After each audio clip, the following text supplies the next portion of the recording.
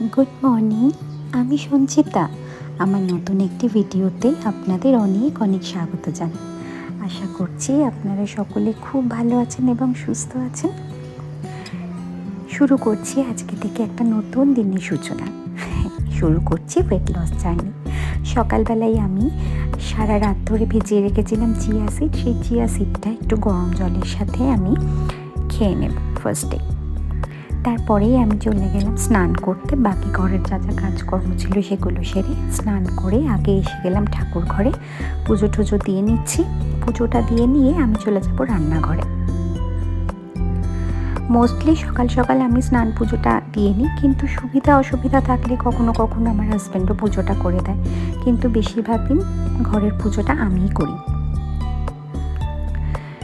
রান্নাঘরে গিয়ে আমি ফার্স্টে আমার নিজের জন্য একটা ব্রেকফাস্ট রেডি করে নিলাম, একটা হেলদি ব্রেকফাস্ট, যেখানে নিয়েছিলাম ওটস, টক দই, একটু টুকরো করা ফল আর নিয়েছিলাম ভেজানো চিয়া সিড। এটা দিয়ে আমি আজকে আমার ব্রেকফাস্ট সেরে নিলাম। এরপর আজকে দুপুরে রান্নাটা শুরু করব। ওয়েট লস জার্নিতে তো আমি আছি, কিন্তু বাকিতে মানে বাড়িতে আর বাকি যারা আছে তারা তো খাওয়া দাওয়া করবেই। তো আজকে রান্না করলাম আমি তিতার ডাল, মুগ ডাল দিয়ে। মুগ ডালটা প্রথমে সেদ্ধ করতে বসিয়ে দিয়েছিলাম, তার মধ্যে দিয়ে দিলাম লাউগুলো টুকরো টুকরো করে কেটে রেখেছিলাম। লাউটা সেদ্ধ হয়ে যেতেই তাতে দিয়ে দিলাম স্বাদ মতো নুন, একটু চিনি, হলুদ, একটু আদা বাটা, একটু ধনের গুঁড়ো আর একটু জিরের গুঁড়ো। আর অন্যদিকে কড়াইতে একটু গোল গোল করে কেটে রাখা উচ্ছেগুলোকে বেশ লালচে করে ভেজে নিয়েছি।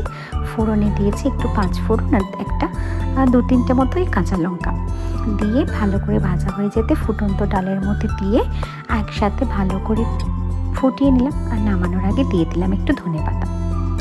এদিকে ডালটা হয়ে গেছে। আর আজকে আমি গুলগুলের জন্য করছি মাছের ঝোল। ওই মাছটা একটু ভেজে তার মধ্যে ওর জন্য কয়েকটা সবজি দিয়ে একটু আলু পটল ডাঁটা মোটামুটি একটু নেড়ে চেড়ে জল ঢেলে তার মধ্যে সামান্য একটু মশলাপাতি দিয়ে আর একটু টমেটোর টুকরো দিয়ে ওর জন্য একটুখানি মাছের ঝোল বানিয়ে নিলাম।